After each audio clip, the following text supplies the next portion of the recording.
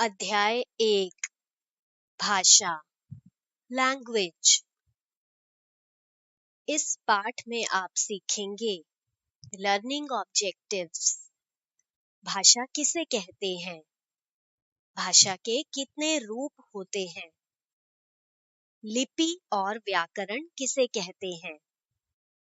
देखिए, पढ़िए और समझिए।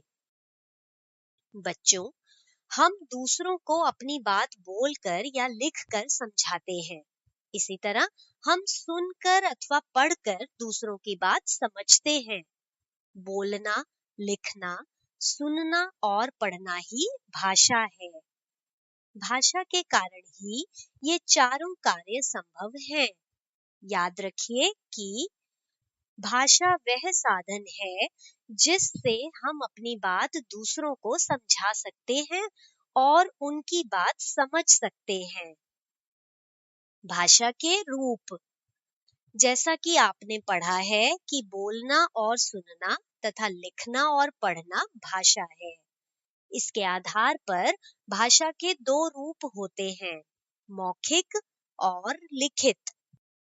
मौखिक भाषा, जब हम अपनी बात बोलकर दूसरों को बताते हैं और उनकी बात सुनकर समझते हैं तो उसे मौखिक भाषा कहते हैं। जैसे, समीर, तुम छुट्टियों में कहाँ जा रहे हो? रितिका, मैं इस बार शिमला जाऊंगा। सुना है कि वहां बहुत ठंड होती है।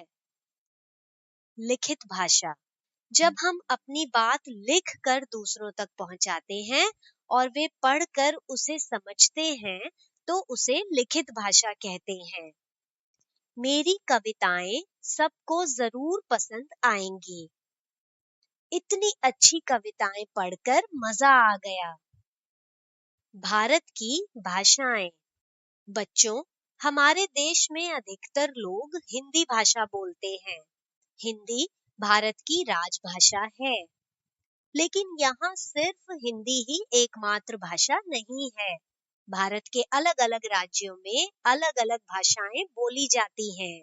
जैसे महाराष्ट्र में मराठी भाषा, तमिलनाडु में तमिल भाषा, कश्मीर में कश्मीरी भाषा, पंजाब में पंजाबी भाषा, गुजरात में गुजराती भाषा, बंगाल में बांग्ला भाषा। लिपि, बच्चों, भाषा को जब लिखा जाता है तो उसके लिखने का ढंग लिपि कहलाता है। याद रखो कि हर भाषा की अलग अलग लिपि होती है।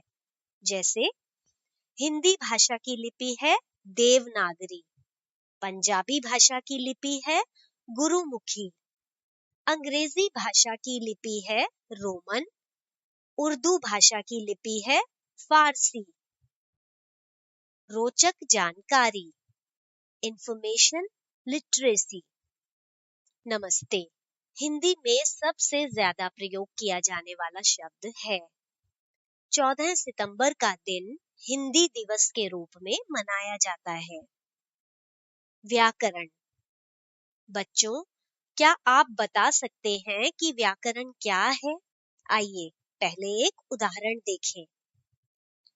निधि, देखो, पेड़ के चिड़िया बैठा है। इसमें बच्चे कैसे ची ची कर रहा है। अरे नीति, तुम गलत शब्द बोल रही हो। बच्चों, अगर नीति को व्याकरण का सही ज्ञान होता तो वह भी सही वाक्य बोलती।